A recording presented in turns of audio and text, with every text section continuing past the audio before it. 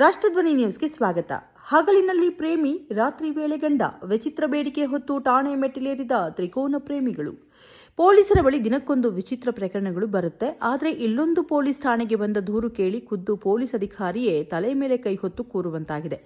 ಪತಿ ಮತ್ತು ಪ್ರೇಮಿ ಇಬ್ಬರ ಜೊತೆಗೂ ಒಟ್ಟಿಗೆ ಸಂಸಾರ ನಡೆಸಲು ಅನುಮತಿ ಕೋರಿ ಮಹಿಳೆಯೊಬ್ಬಳು ಪೊಲೀಸರ ಮೊರೆ ಹೋಗಿರುವ ಅಚ್ಚರಿಯ ಘಟನೆ ಉತ್ತರ ಪ್ರದೇಶದ ಸೀತಾಪುರ ಜಿಲ್ಲೆಯ ಮಹಮೂದಾಬಾದ್ನಲ್ಲಿ ನಡೆದಿದೆ. ಮಹಮೂದಾಬಾದ್ ಕೊತ್ವಾಲಿ ಠಾಣೆಗೆ ಪತಿ, ಪತ್ನಿ ಹಾಗೂ ಆಕೆಯ ಪ್ರೇಮಿ ಮೂವರು ಒಟ್ಟಿಗೆ ಬಂದು ಒಂದು ಲಿಖಿತ ಮನವಿ ಪತ್ರ ಸಲ್ಲಿಸುತ್ತಾರೆ. ನಾವು ಮೂವರು ಒಪ್ಪಂದದ ಮೇರೆಗೆ ಒಟ್ಟಿಗೆ ಒಂದೇ ಮನೆಯಲ್ಲಿ ಇರಲು ಬಯಸಿದ್ದೇವೆ. ಆದರೆ ಇದಕ್ಕೆ ಪತಿಯ ತಂದೆ ಹಾಗೂ ಇಬ್ಬರು ಸಹೋದರಿಯರು ತೀವ್ರ ವಿರೋಧ ವ್ಯಕ್ತಪಡಿಸುತ್ತಿದ್ದಾರೆ. ಹೀಗಾಗಿ ನಮ್ಮೊಂದಿಗೆ ಇರಲು ಅನುಮತಿ ಕೊಡಿಸಬೇಕು ಎಂದು ಅವರು ಪೊಲೀಸರಿಗೆ ಮನವಿ ಮಾಡಿದ್ದಾರೆ. ಶಿಫ್ಟ್ ಆಧಾರಿತ ಸಂಸಾರದ ಪ್ಲಾನ್.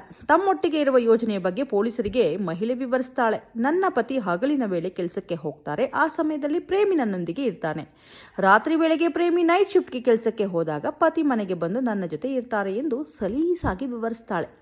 ಮೂವರ ನಡುವಿನ ಈ ಸಂಸಾರದ ಶಿಫ್ಟ್ ಅಡ್ಜಸ್ಟ್ಮೆಂಟ್ ಕೇಳಿ ಪೊಲೀಸರೇ ದಂಗಾಗಿದ್ದಾರೆ. ತಮ್ಮ 12 ವರ್ಷಗಳ ಸುದೀರ್ಘ ಪೊಲೀಸ್ ಸೇವೆಯಲ್ಲಿ ಇಂತಹ ವಿಚಿತ್ರ ಕೇಸ್ ಎಂದೂ ನೋಡಿರಲಿಲ್ಲ ಎಂದು ತಲೆ ಮೇಲೆ ಕೈ ಹೊತ್ತು ಕುಳಿತಿರುವ ಕೊತ್ವಾಲ್ ಅಧಿಕಾರಿ ಪ್ರಕರಣವನ್ನ ಹೇಗೆ ಇತ್ಯರ್ಥಪಡಿಸಬೇಕು ಎಂದು ತಿಳಿಯದೆ ತಬ್ಬಿಬ್ಬಾಗಿದ್ದಾರೆ.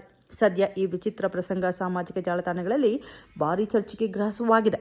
ಕ್ಷಣ ಕ್ಷಣ ಮಾಹಿತಿಗಾಗಿ ವೀಕ್ಷಿಸಿ ರಾಷ್ಟ್ರಧ್ವನಿ ನ್ಯೂಸ್ ಕನ್ನಡ.